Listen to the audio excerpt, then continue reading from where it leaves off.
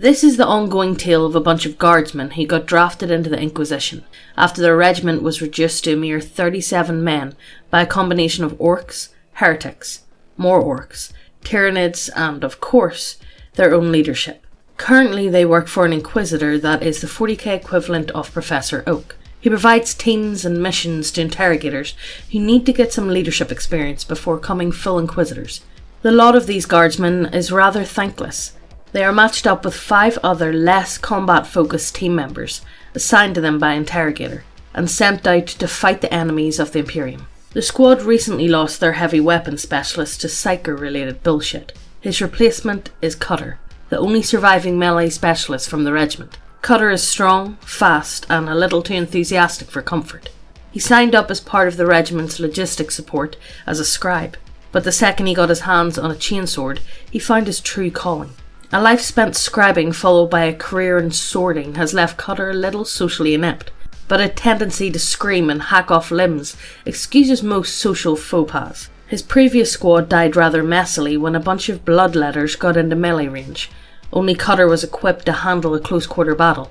Cutter unsettles the other guardsmen. Being bloodthirsty and aggressive is one thing, but willingly leaving cover too close to melee range is just plain crazy. Our story starts with the squad taking their seats in the shuttle as their new interrogator introduces the rest of the team and briefs them on their mission. They are being sent to take a peek at the new poppers some of the lads have found. Make sure things is tickety-boo with the big hats and the boffins, and give greenery what for if things get dull. A pair of adepts and a pair of tech priests are trying to figure out what their mission actually is without insulting their new boss. An older man is serving tea and helping to decipher some of the interrogator's more arcane expressions. Doc is taking notes. Cutter is ignoring everything in favour of reading the snack bar, and Nubby is picking at the decorative inlay on the table, trying to see if it's actually gold. Twitch is watching Sarge and getting very nervous. Sarge has realised he is currently in the presence of the greatest known threat to guardsman life in the galaxy, an enthusiastic officer. The all-guardsman party, and what's in the box. So no shit, there we were, on our way to an active war zone to investigate some guardsmen's shiny new guns. Guns which were apparently so good that soldiers were refusing orders from the commissar to destroy them, and demands from the Adeptus Mechanicus to fork them over. For the sake of these guns, guardsmen were actually defying 2 organisations that scared the bejesus out of any sane soldier, including us. We were quite possibly going to try and take these guns away from an unspecified number of guardsmen, while they were using them, in the middle of battle, with orcs. Our interrogator insisted it would be jolly good fun. The interrogator was such a stereotypical upper crust officer that it bordered on parody. He was prim, proper, cheerily bloodthirsty, and almost impossible to understand. Given the slightest motivation, he would regale anyone around him with old war stories, or musings on the art of the wall, or lectures on proper gentlemanly-like behaviour. He wasn't one of the sneering bureaucratic officers though. He firmly believed he was just one of the lads, and liked to get stuck in with the rest of the boys. To top this all off, he actually embraced the moniker Rippert, the insulting guardsman term for a naughty officer. He insisted we call him by it. We would have called him that anyways. He was complete bloody Rippert. But it just wasn't the same if he liked the name. He spent decades in the guard leading heroic charges by day, hosting formal dinners during the evening, and retiring to the best accommodations around for the night. Fighting in the dark would be simply barbaric, and was well beneath him. At some point in all of this, he acquired an incredibly skilled Batman who became absolutely key to the smooth running of his life. Providing tea before it was asked for, scheduling meetings that no one knew was needed, and identifying and disposing of several discreet threats to his charge's life. One day, an Inquisitor took note of the Batman's literally supernatural talent for butlery, and there was a bit of a scandal. One thing led to another, and both of them wound up joining the Inquisitor's retinue. Now years later, we're still together and working to bring a better class of manners to the Inquisition. We call the Batman Alfred. We travelled on a Navy vessel in surprising comfort. Apparently the captain's family knew the Ripperts or something. In fact, it seemed that everyone over a certain rank had some sort of familiar connection to our interrogator. The adepts spent the trip learning military law. The tech priests studied the technical reports on the new guns, and we tried our best to do our usual drill and sleep routine. Our interrogator wouldn't have any of that though. The bugger insisted on wandering down into our barracks every few hours. Not a day would go by without him telling us the story of some incredibly valiant charge, stalwart defence, or duel to the death by the enemy's leader. Sarge noticed that these stories never seemed to mention how many guardsmen died along the way. The Ripper also frequently dragged the adepts and tech priests down into our quarters and insisted they brief us on the results of their research. At first we dismissed this as some sort of misguided attempt to build camaraderie in the team, but he kept doing it. He even started asking for our opinions and actually listening to them, so long as they didn't go against his own. This sort of behaviour worried us. It just wasn't normal. Something was seriously wrong when the backup muscle gets this much attention and intel. Then one day, Alfred showed up with a perfectly fitted, insignialess dress uniforms for all of us and started lecturing us on how to interact with senior officers as normal equals. With dawning horror as we realised this time we weren't the backup muscle for the adepts and tech priests. They were the backup brains for us. We were the primary investigation team. The Ripper expected us to go and be inquisitive. Us, the Guardsmen, the Mudfeet, a group of undereducated, overarmed gorillas with a penchant for laziness, petty theft, paranoia, and completely reasonable cowardice. We were expected to go out there and talk with Imperial Guard generals, Mechanis Magi, and bloody commissars, and look for heresy, which we would presumably find by asking these scary people very nicely if they were heretics. Sarge went spare. As a unit, our previous experiences in this sort of thing consisted of shooting anything we were told to, or was trying to kill us, or just looked weird. We were not that qualified to figure this shit out for ourselves. Sarge and Doc might have been reasonably intelligent within their fields of expertise, but Nubby was a cretin and a thief. Cutter was a borderline psychopath, and Twitch had spent the last few days wiring trip mines into all the cabin's air vents, just in case the Navy tried to kill us all in our sleep. Of course, every time the subject was broached with the boss man, all I got was a laugh, an admonition to be more confident, and a story about how good old guardsmen know how and solve problems no one else could figure out. When we finally reached our destination and marched out of our shuttle, we were probably the most nervous looking men to ever wear such sinister uniforms. If the Ripper hadn't led the way, we would have probably been arrested for impersonating officers. The emperor-forsaken ball of dirt we landed on was currently in the grips of a major war with the orcs. The planet was being reclaimed from the greenskins, and after the Navy had their fun, it fell to the Guard to remove the orcs from the economically vital regions of the planet. Hundreds of regiments were simultaneously clearing every hive on the planet with mixed amounts of success. One front in particular was doing far better than expected, largely due to the sudden appearance of new, more effective weapons in several of its regiments. Imperial forces were rapidly pushing greenskin forces out of their outer hive, and at this rate the hive would be taken months ahead of schedule. Of course, the immediate response to such resounding success was the generals on the other fronts calling the commissar and admech down to the poor suckers. Bloody stupid brass. We walked into a three-way argument between the commissar, the Adeptus Mechanicus, and the generals in charge of the front. The commissars saw guardsmen winning fights without anyone being executed for cowardice, and decided that this was obviously some sort of heresy. The admech saw weapons that were far too shiny for guardsmen to use, and decided that all these guns and their sources should be given over to them. The front's generals saw a chance to be big damned heroes and wanted the commissars and admech to go bother someone else. Over the next few days we followed our interrogator around as he talked to senior officers. Our days consisted of meetings, teas, briefings and formal dinners. The Ripper seemed to know everybody who was anybody. He constantly chatted with important people while we hung out with their subordinates. We finally got a clear set of details on the problem at hand. Autoguns, chainswords, and body armour that were far superior to standard issue gear were being traded via the Guard's black market. Guardsmen were quickly trading out their kit for new gear, and using it to wreck the orcs' shit.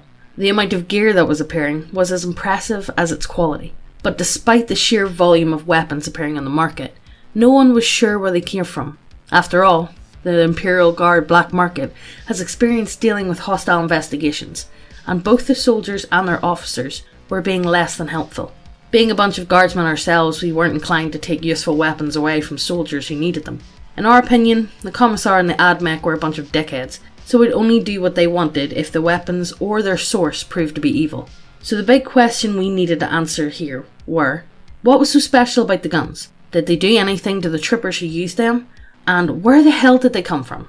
Answering these questions was apparently our job. The Ripper seemed to have no intention on doing anything aside from having tea with the rest of the brass. Occasionally he'd offer a piece of incomprehensible advice, or send us to talk to someone specific, or politely yell at someone who was being difficult. But mostly, it was just tea. Alfred was generally more helpful. His advice and warnings helped immensely and kept us from making a complete hash of things. In addition to the dinners, teas and soirees over the next few days, each of us went to a few briefings held by each of the 3 major players. We'd pair up with one of the adepts if we needed legal or investigative advice, or a cogboy if there was going to be any sort of technobabble. Otherwise, we'd bring a squad mate for moral support to act as a lookout if we were doing something sketchy. All in all, our investigations turned out far better than we had expected. Of course we had expected a complete and utter disaster, so only a few major screw-ups was considered a wild success in our book. The Commissar and the Mechanicus had detained a few troopers who had been using the weapons, and obtained a few corpses of soldiers that had died using them. The detainees were being kept around for questioning, but the corpses had been immediately cut apart in the name of science. As the only member of our team with medical training, Doc was sent to talk with the medical staff and Magos biologists about what they had found. Of course Doc wasn't really a doctor, he was a medic. He wasn't really in the business of curing people, just making them more comfortable while they die.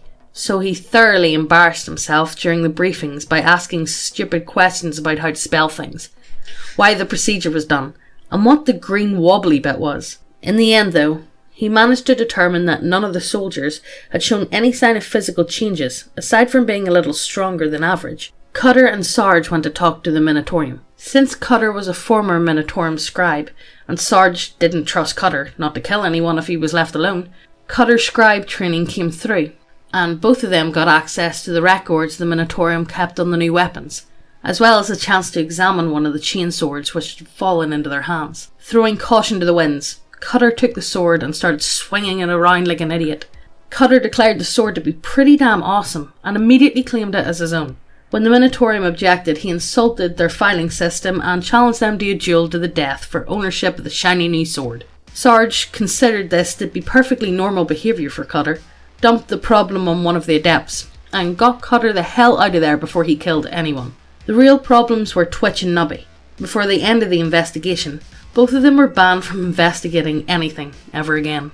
Twitch wasn't the most stable person at the best of times, but he was far worse around orcs. It was an orc commando raid which had initially triggered his paranoia, so being this near an entire army of them made Twitch incredibly, twitchy.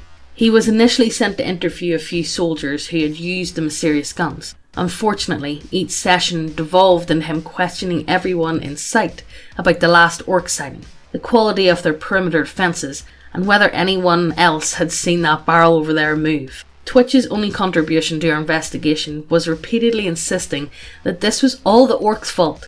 We eventually gave up on him, and let him secure the base, after a particularly memorable formal dinner.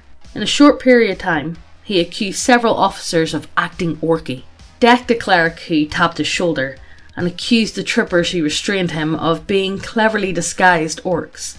In some ways, Nubby was even worse. While Twitch wildly accused people and random objects of being orcs in disguises, Nubby was actually mistaken for a Gretchen on 3 separate occasions. The first 2 were embarrassing for everyone involved, but guards were meant to be suspicious and no one was actually hurt. The third time was much worse. Nubby was supposed to be attending a demonstration of one of the mysterious guns, along with one of the tech priests. The demonstration was held in an AdMech warehouse. Nubby, being Nubby, he immediately dumped the job into the tech priest and wandered off to see what was in stock. He was found by a pair of servo skulls as he pillaged fancy-looking data slates out of several inadequately secured storage lockers.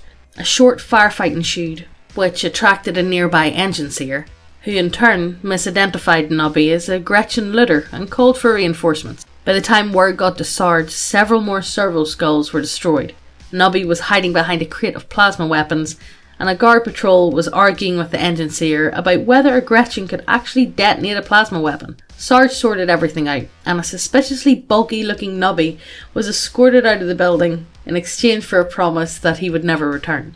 Between the interviews and the demos, we got a pretty good look at the weapons and their effects. The tech priest said there wasn't anything sinister about their functions. They were just very well made and never seemed to jam or misfire. There were a lot of fancy words about alloys and mechanisms and shit too, but that really didn't concern us. All we knew was that the auto guns hit about as hard as a bolter. The recoil was just hard enough to let you know the gun worked, and both their report and actions sounded awesome. Cutter expressed similar sentiments about his new chainsword, along with dire threats against anyone who tried to take it away from him. He did the same thing if you tried to take away any of his food though, so we're pretty sure it wasn't anything sinister. The incredible awesomeness of these weapons was suspicious, but Doc was positive that they weren't mutating anyone. Just to be sure, we had the Adepts and Alfred, who we were pretty sure were psychic, see if they could detect anything spooky about the gear. None of them detected any warp stuff around the weapons or armour, though Alfred did say they were definitely a little weird. We had almost all the information we needed now. We knew that the weapons were suspiciously awesome and the soldiers used them because they were awesome. We knew that none of the troopers were turning into demons or mutating and that the weapons weren't doing anything warpy. And Twitch knew that everyone was secretly an orc. The only information that was still missing was the source of the gear, and as it turned out, that last piece of intel was in Nubby's pants. During his little escapade in the Mechanicus warehouse, Nubby had crammed his packs, pockets, sleeves and pants with expensive looking knickknacks, parts, tools and data slates. It was standard procedure to hold Nubby upside down and shake him after one of his adventures, mostly to see if he had gotten his hands on anything important, but also because we had a running bet on how much he'd take. One of several data slates he had shoved down his pants contained information about a crazier than usual Magos who had built a portable weapons factory. The factory had provided millions of weapons and tons of ammo to the local PDF, but had stopped working a few years after the Magos died to Technobonitus or something. Eventually the weapons were replaced with more standard gear, but the factory was studied by generations of tech priests hoping to get it working again. Right up until an orc wog rolled over the planet. We brought this info to the Ripper, who immediately recalled tales of an unusually well-armed group of greenskins that had been wiped out recently, as well as the name of the regiment which led the final attack. This just so happened to be the same regiment which was spearheading the current attack. A few transports were requisitioned and our little force headed out into the thick of things to have a chat with the regiment. Of course, within minutes of our departure, convoys from the Commissar and the Adeptus Mechanicus rolled out as well. The regiment in question was currently so far forward that you had to cross through orc-controlled territory to reach them. The only reason they weren't considered to be cut off and surrounded was the fact that they were kicking so much ass that their boots had started to smell like orc butt. None of us were keen on crossing the gap between the main lines and the regiment, except for the Ripper. He was happily standing out on top of the hatch and waving his sword around. We were paragons of bravery when compared to the Adeptus and Tech Priests though. They didn't see the attraction of driving through a burned out city filled with orcs. The second we left Imperial Alliance, our vehicles started taking small arms fire. Our interrogator cheerily blasted away with a pin-mounted gun, while we kept our heads down, and the non-combatants pissed themselves in terror. All in all, the drive was pretty pleasant though. Nothing heavy enough to pierce the armour was fired at us. The drivers dodged all the landmines, and none of the orcs were good enough shots to hit the Ripper. Unfortunately, it came to an end at a crude barricade a few blocks short of the regiment's position.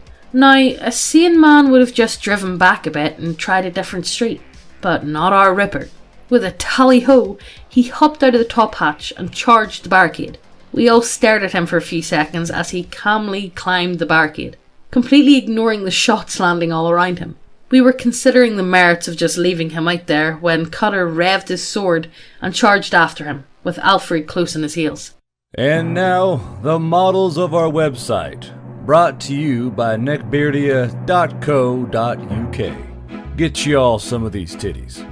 Dwarf titties, orc titties, cat titties, fat titties, the gases and wasted bit, vampires and goblins and all the buff champions and even hentai, yeah that too. Dragons, manticores, ogres and gnomes and bugbears and even more to go still. Undead and demons and then our friend Pally and definitely not 40k. Wood elves, dark elves and lizards and Megan the Slither and James the look cool as he stands. Beholders and kobolds and tyrants and only in a donkey with a frying pan. If you don't want no models, then no need to bother. We now have subclasses and teas. Also, Guardbros Book, go have a look. Check out the link to Ko-fi. Thank you for watching our videos and giving our channel a hand. But this is the end, our viewers and friends, so let's get back to the video, man. I fucking hate myself. No one could call what followed a heroic charge. It had more in common with a comedy sketch than a valiant assault on enemy lines. Your typical heroic charge doesn't have two adepts screaming like little girls, or a pair of tech priests bitching about illogical behaviour, or a bunch of guardsmen trying to keep the nerds down below covering fire from our drivers. Also, most charges are supposed to be against something more fearsome than a bunch of Gretchen with handguns. But we weren't complaining. Of course, none of that bothered the Rupert. He and Cutter gleefully ran into the top of the barricade and started wreaking havoc with swords and pistols, while Alfred did his best to keep them from getting shot in the back. Eventually the rest of us caught up with the idiots. The Gretchen rooted. The drivers headed back to the main lines, and the Rupert led us on an invigorating stroll through the city. We followed the sound of autogun fire to the regiment's perimeter, where we found the way blocked by a bunch of full-size orcs who were busy tossing Gretchen out of cover and watching them pop. Cutter found this utterly hilarious. Thinking quickly, Sarge had Alfred distract our interrogator with a flask of tea while we formed a plan. Twitch would lead with some grenades, Sarge would flank left, Nubby and Doc would lay down covering fire, and Cutter would run straight in screaming before any of us got into position. Cutter's sudden charge caught us all off guard. It is a widely known fact that no guardsman has any business being closer to an orc than the maximum range of their lasgun. Orcs are bigger, stronger, and tougher than almost any soldier, and they usually have a bunch of buddies nearby. Despite all this, the bloody psychopath was rushing straight into melee range of a whole bunch of squad boys. We did our best to lay down covering fire and watched in surprise as instead of dying measly, Cutter began taking the greenskins apart. His new sword wrecked their choppas, and his berserk fury surprised the hell out of all the orcs. Limbs were flying, blood was everywhere, Gretchens were screaming, and not a single orc noticed that we were mowing them down while they were busy. But it wasn't enough. The orcs began to overwhelm Cutter, and we were sure that our melee specialist was going to be a squig food. Then, with a scream that perfectly matched Cutter's, another group of guardsmen rushed into the orcs from behind. The fight was over within seconds, and we all moved forward to greet the troopers who had saved Cutter. As we approached, we noticed that each of them had a shiny new autogun, chainsword, and a set of body armour. We had found the regiment. The walk to the regiment's HQ was a little awkward. The troopers who escorted us were the biggest, ugliest, smelliest soldiers we had seen outside of the Organ auxiliaries, and their accents were the worst we've heard. Now, every world has its own variation of low Gothic, and several older regiments even have their own battle languages, so it wasn't unheard of for guardsmen from different regiments to have trouble talking to each other. But this was just ridiculous.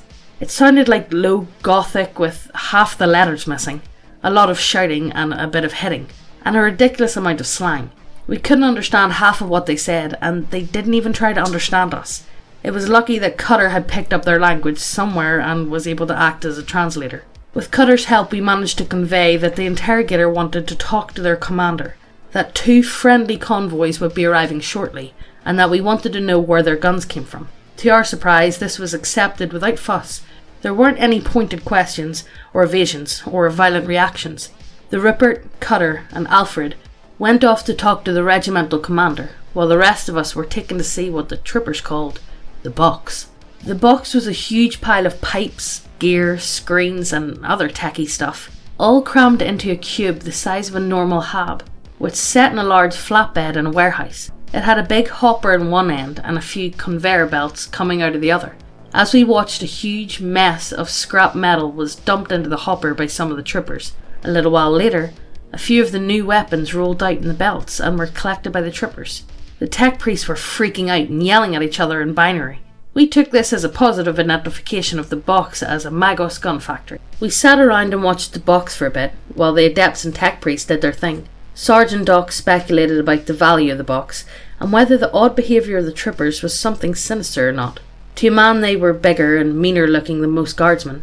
The regiment was much farther forward than any sane guardsman would push, and they all seemed to be happy. Guardsmen are not supposed to be happy. Sarge was betting on some sort of demon living in the box. Doc thought there might be some sort of heretical archaeotech in there. Nobby didn't care, and Twitch has his own theory. Twitch's paranoia had apparently gotten the better of him. He was interrupting every conversation to tell us that the troopers were orcs, and that the box was full of orcs, and that the orcs outside were double orcs. Eventually we sent him to go out and secure us a base. The nerd said they couldn't concentrate with all of his shouting. When the interrogator returned from his little meeting, and we brought him up to speed in the box, Sarge and Doc shared their concerns about it being demonic and corrupting the regiment, but the Ripper wouldn't hear a word of it. He maintained that the regiment was positively spiffing, a splendid example of indomitable guardsman spirit, and that the regimental commander was a jolly good fellow, with just the right attitude for life in the guard. Manners might need some polishing though. The nerds and Alfred were no help. They all maintained that there was no warp corruption around the box, though Alfred did admit it felt odd. As a last-ditch effort, Sarge convinced the Ripper to take a tour of the lines and watch the troopers in action. So once again we split the party. Sarge, Cutter and Alfred, and the interrogator, went off to see how the troopers acted in combat, while the rest of the team kept an eye on the box. The regiment was constantly fighting orcs, so it was easy to find some action to watch. A section of the perimeter was currently taking fire from a group of orcs, and as they watched, a full-out assault was launched. Sarge was taking careful note of the troopers' discipline, poor, accuracy, abysmal, and attitude, excited. He noticed that Cutter and the Ripper were missing. Both of them were rushing to reinforce the troopers' firing position before the orcs close to melee. With a curse, he and Alfred ran to catch up. Sarge didn't have to worry though. Before either of the idiots got to the barricade, the troopers jumped out of cover and countercharged, autoguns in one hand and chainswords in the other. The troopers ran screaming into the onrushing orcs, and everything devolved into melee. Sarge and the Ripper stood in the barricade and watched in disbelief as more and more orcs and troopers ran to join the fight, both sides abandoning their positions for a chance to join the brawl. They were barely able to keep Cutter from running in too. If they hadn't all worked to restrain him, he would have happily taken his new chainsword into melee. This was enough to convince the interrogator that things were screwed up and the box needed to go. Cutter was dragged away from the growing fight as they went to rejoin the team and see if blowing the source of the weapons to pieces fixed anything. Cutter calmed down as soon as he was away from the fight, but Sarge was pretty sure that the melee specialist was currently crazier than usual and started looking for a way to get the chainsword off of him without losing any fingers. When they reached the warehouse, they found it crawling with troopers. With Cutter's help, they talked their way inside, where they found blood, bullet holes, several more troopers guarding the box, and Twitch barricaded in the room he had been fortifying. While Sarge and Cutter had been out spectating, the rest of us had been chilling in the warehouse. Suddenly, all of our comms went dead, and one of the tech priests helpfully informed us that we were being jammed. Not having anything better to do, Doc and Nubby got directions towards the source of the jamming, and left Twitch in charge of the nerds in the box. Twitch did not feel this important enough to merit leaving the room he was currently wiring with mines. The source of the jamming turned out to be 3 chimeras with commissar markings that had just arrived. A single commissar and a few squads of stormtroopers were milling around, trying to talk to the troopers and failing spectacularly. The second he saw the 2 guardsmen, the commissar and his goons marched over and ordered them to lead him to the source of the weapons. This was a little unfair. We were in the Inquisition. We were supposed to be the guys that went around with stormtroopers ordering people to do stuff they didn't want to do. Doc raised this point, but the commissar was not inclined to take orders from a bunch of jumped up guardsmen. When Doc tried to press the issue, he got clubbed to the ground by one of the goons, and Nubby decided that not having a concussion was the better part of valour. Doc was left on the ground as Nubby led the commissar and his men to the box. Once they arrived, the commissar took one look at the box and made a terminal mistake. In a nice loud voice, he ordered his men to remove all the troopers from the room and rig the box with explosives. The second one of the goons tried to evict a trooper, shit went south. The goon got decked, the commissar shot the trooper, a few dozen more troopers rushed in, and things devolved into a general melee. Nubby and the nerds took their chance and ran off for Twitch's safe room, but the traps weren't quite finished and opening the door would have probably killed them all. So Nubby and the rest hid behind some rubble and watched as the commissar and his goons were hacked to pieces by the enraged troops. The fight went on for a good while after the last of the commissar's goons were dead, but eventually the troopers got tired and things quietened down. The corpses that littered the floor weren't just left there though. The troopers started gathering them up and dumping them into the box, where they were consumed with wet, crunching sounds. This was a bit much for one of the adepts, and before Nubby could restrain him, the stupid bugger started screaming and praying. The troopers took notice of this and wandered over to the team's hiding spot. Nubby immediately surrendered to the troops, and they were all led away by a big one with a whip. None of the troopers even checked the door that led to Twitch's bolt hole. After all of this was relayed to Sarge and the Ripper, it was decided that there would be no more splitting up. Twitch was pried out of his pile of explosives and tripwires, and the whole group set out to find and save the rest of the team. What followed was much more of a scavenger hunt than a rescue mission. The adepts were found first. They were both waist deep in a latrine pit with shovels, while a bunch of troopers laughed and threw things at them. Cutter negotiated their release by kicking the largest trooper present in the crotch. The tech priests were in a nearby building, helping a larger than usual trooper with a few augmetics weld entire chainswords onto autogun bayonet mounts. Cutter's negotiation tactics failed. It turned out the trooper's augmetics were a little more extensive than they had first appeared. Luckily he was too busy laughing at Cutter's pain to notice when one of the tech priests came up behind him and tased him. Doc was found in the medical tent where a trooper in a smock was chasing him around with a circular saw and screaming about fixing that pesky brain. We skipped straight to the tasing this time, then went off to find Nubby. To our surprise, Nubby was in the command tent serving drinks and snacks to the regiment's officers and dodging the occasional kick. The officers were all huge men, by far the biggest we'd seen so far, but the commander dwarfed them all. It took 3 sets of body armour clutched together to fit him. He was covered with weapons and he had the commissar's hat in his head. We weren't keen to try tasing him, and having Cutter kick him in the junk was out of the question, so as tactfully as possible, the Ripper greeted the commander and offered to exchange a flask of his brandy for Nubby's release. To our relief, he accepted. Reunited once more, we all headed for the box to sort things out before one of the troopers snapped and we all got killed. We immediately ran into problems when the troopers guarding the warehouse wouldn't let us in. A few arguments and blatant lies were tried, but the guards absolutely refused to stand aside. The Ripper started making plans for a glorious assault in which we would easily kill all the troopers, destroy the box, and ride a tank of unspecified origin to safety. Sarge decided to go make his own plan. It was Nubby's newfound status as regimental bitch that saved us from the Ripper's plan. While our interrogator brainstormed with the nerds about where a unit of horse cavalry could be found for the victory parade, the rest of us did a little experimenting. We quickly discovered that as long as he was carrying a pile of junk taller than he was, the guards would just ignore the greasy little soldier, only paying enough attention to throw a kick his way or lazily try to trip him up. Seizing the initiative, we stuck a pair of depth packs to a few pieces of scrap metal and sent our most cowardly squad mate to go destroy the box and save the day.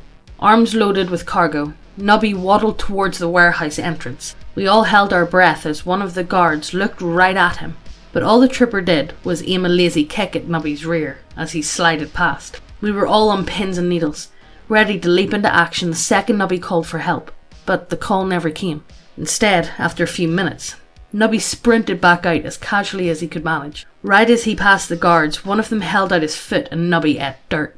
All the guards laughed as Nubby's face planted and landed right on the detonator he was holding.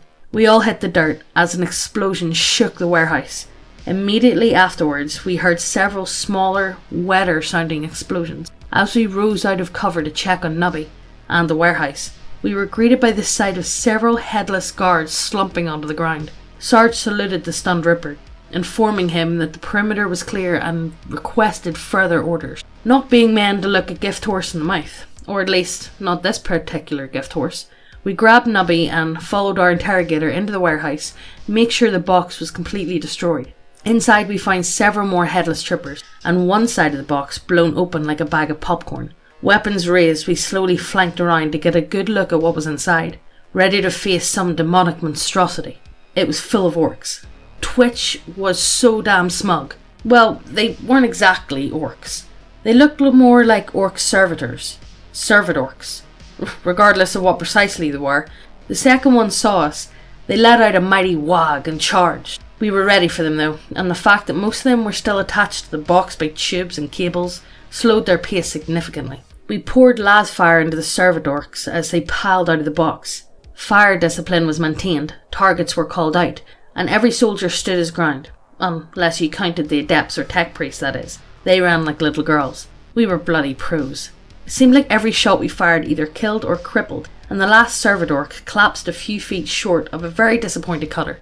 We slowly advanced on the smoking hole in the box, keeping an eye out for more surprises, and, on Twitch's insistence, headshotting every single fallen orc. When we reached the edge of the hole, we all stopped.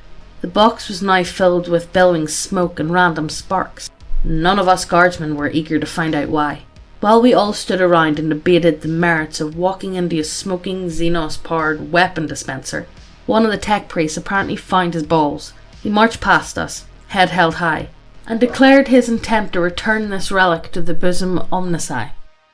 A few seconds later there was a loud zap, and a smoking pile of metal sailed back out of the hole.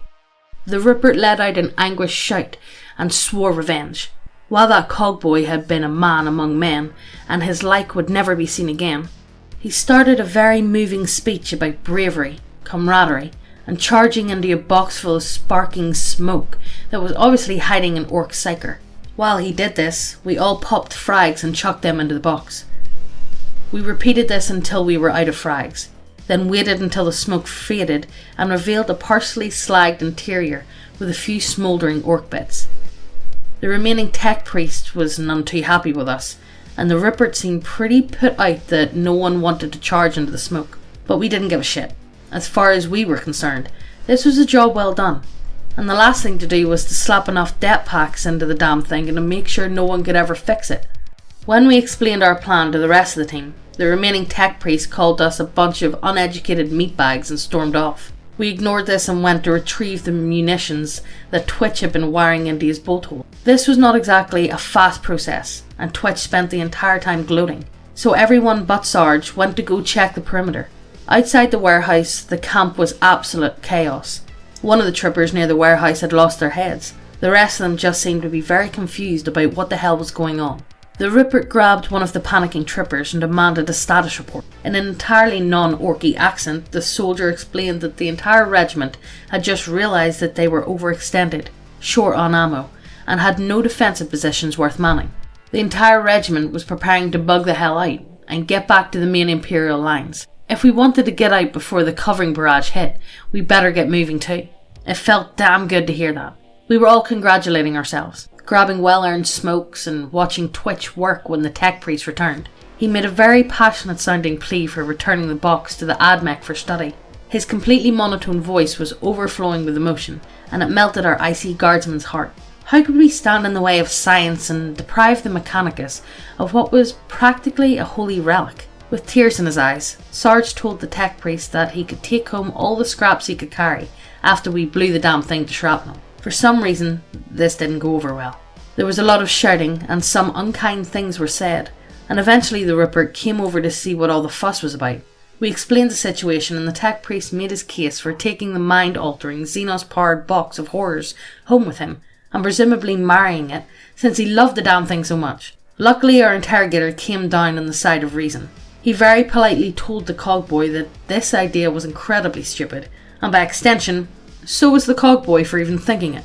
This was the final straw for the tech priest. He screeched something in binary, and metal claws ripped through one of the warehouse's doors. Apparently the Mechanicus convoy had finally arrived. The senior magos of the local AdMech detachment, the one who had been arguing with us about proper ownership of the weapons during the investigation, tore through the doors, and he was a lot bigger than we remembered. When we finally initially dealt with the magos, he had looked like a normal tech priest. He'd apparently decided to go get a few combat augmetics for his trip to the front. Being guardsmen, we all firmly believed that there was no such thing as overkill, but this was damn close. There were probably smaller dreadnoughts out there.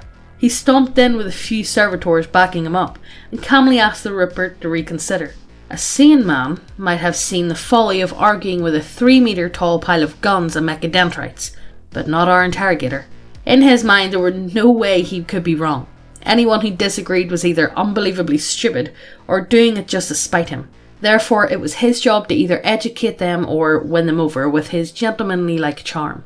While we all stood back and tried to look non-threatening, the poor bastard did his damnedest to try and explain the way the universe worked to an increasingly annoying magos. When this failed, he tried to appeal the humanity of a creature that was more closely related to a Lehman Russ than the average human being.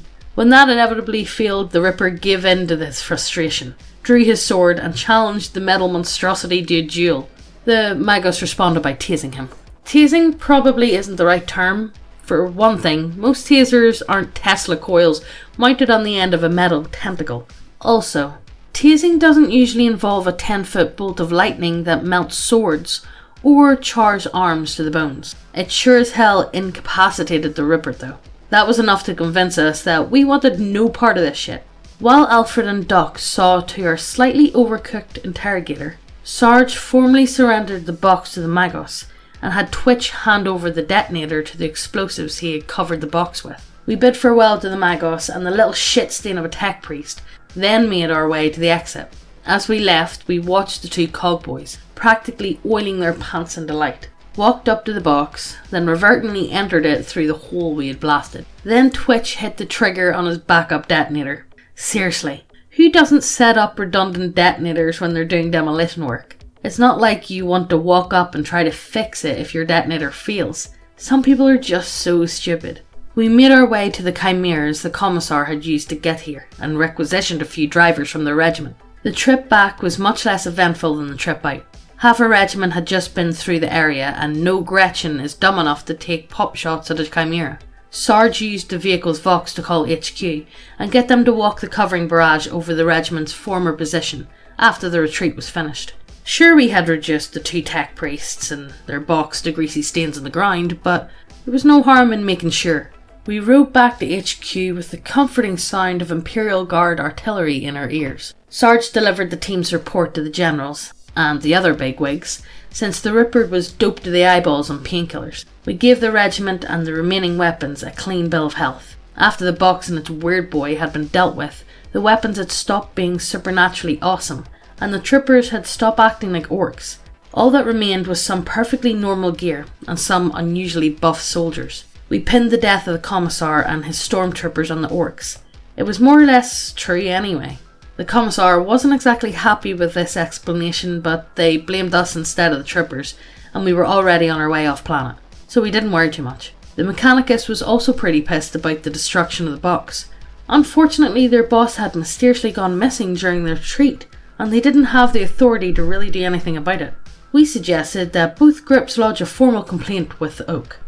With the help of Alfred, we requisitioned the berth on a Navy ship, going our way, then got the hell out of that planet before the Commissar and the Mechanicus tried to kill us. The ride back to Professor Oak's spacefaring inquisitorial doom school was relaxing. Doc got to learn about augmentic soldier sockets and even helped the Navy surgeon install one on Rupert. Nubby and Cutter played around with the weapons and gear they had looted. Sarge helped Alfred write the final report and enjoyed the fact that the adepts were too scared to talk to him now. Twitch gloated like a dog that caught a squirrel. Every conversation with him started with, "Remember how I said it was orcs and you all called me crazy?" There's nothing quite as annoying as a paranoid who's been proven right. Eventually we got back to Oak's ship, delivered our report and wandered back to our little section. It was good to be home. A few days later, well before we could get into the proper spirits of R&R, a runner came for us with orders to report to Oak's office. We all thought back to when we were told the AdMech and the Commissar to file a complaint, and desperately hoped that Oak wasn't about to turn us all over as a gesture of goodwill. Sarge's fears were unfounded though. After the rest of the team arrived, Oak praised us all for our exceptional performance. He congratulated the interrogator especially for identifying the root cause of the problem, removing a piece of heretical technology, and handling the political situation without launching a massive and wasteful purge. Sarge had to kick Twitch when identifying the root cause was mentioned. After he finished praising us and lamenting the treachery of the tech priest, Oak presented a rosette to the Rupert and welcomed him as a full member of the Ordos. To our considerable surprise, the Rupert turned the promotion down.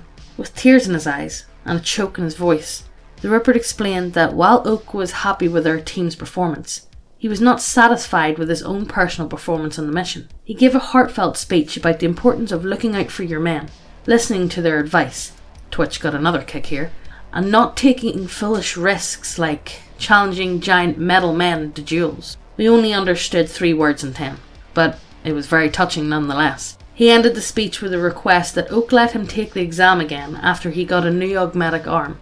A rather bemused Oak agreed and dismissed all of us. As we left, the Ripper thanked us all for a valiant service and promised to request us for his team once he had recovered.